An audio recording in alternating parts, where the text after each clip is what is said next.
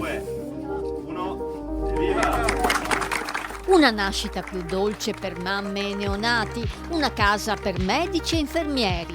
Sono i due nuovi servizi inaugurati dall'ULSS 4 fra San Donà di Piave e Jesolo, alla presenza del presidente della Regione del Veneto, Alberto Stefani.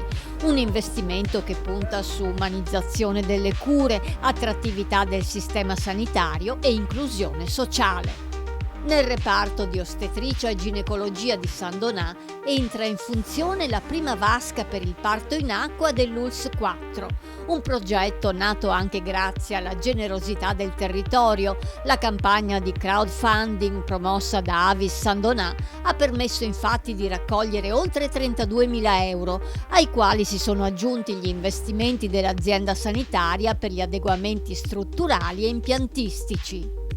Come funziona la vasca? È una vasca, come potete vedere, viene riempita con dell'acqua calda che viene mantenuta a temperatura costante intorno ai 36-37 gradi.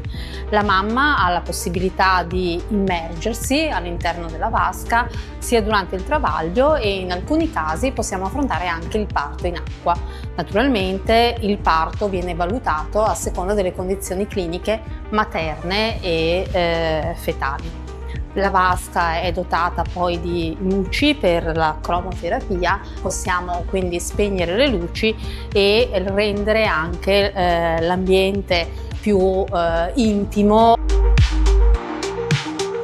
Per il direttore generale dell'ULSS 4 Carlo Bramezza, questa è la dimostrazione di come innovazione e attenzione alla persona possano procedere insieme.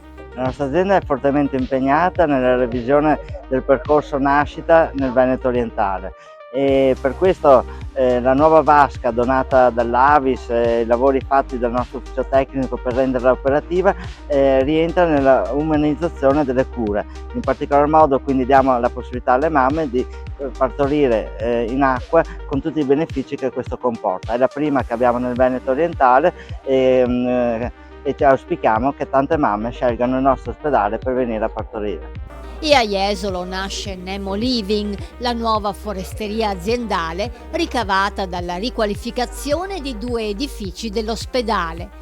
26 posti letto destinati al personale sanitario e sociosanitario, pensati per offrire una risposta concreta alla difficoltà di trovare alloggi in un territorio che soprattutto d'estate supera i 23 milioni di presenze turistiche.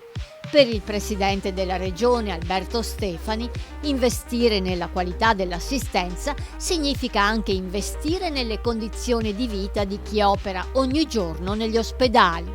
Il primo di tanti altri tasselli che andremo poi a comporre grazie a un investimento della regione di 25 milioni di euro. Abbiamo approvato qualche giorno fa la legge proprio per questo.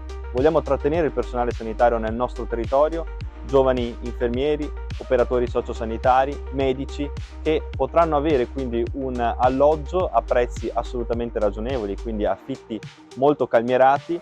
Lo faremo in tutto il Veneto. Qui è un progetto pilota che sta funzionando con delle unità abitative di fatto già quasi esaurite. Tutto questo è sinonimo di una sanità che mette al centro le persone, migliora l'accoglienza e umanizza le cure.